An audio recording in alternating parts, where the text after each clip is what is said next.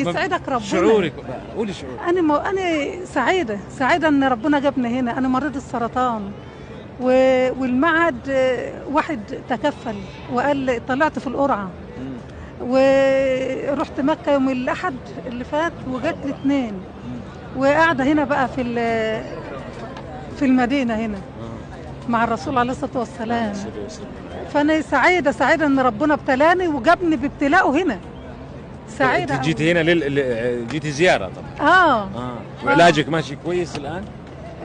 بتاخذي علاج؟ باخد علاج، باخد الاشعاع، خدت الكيماوي خلصته وباخد الاشعاع الوقتي، فكنت خلصتهم الاثنين من سنه.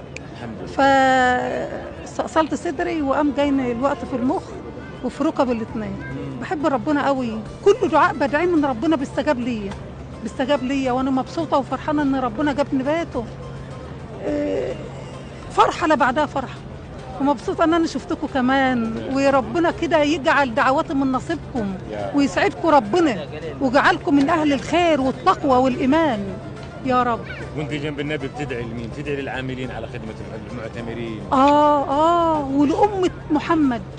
ولأمة محمد الناس اللي بتشتغل وتخدم تقول لهم ايه هنا؟ بقول لهم اللهم عنكم ولا يعن عليكم، واستركم ويجعلكم خدمه للمسلمين والمسلمات ويجعلوا في ميزان حسناتكم يا رب، لان هم دول اهل الخير واهل البركه، لانه يكفي ان بيلموا بس الكمامه كده بتاعت الناس.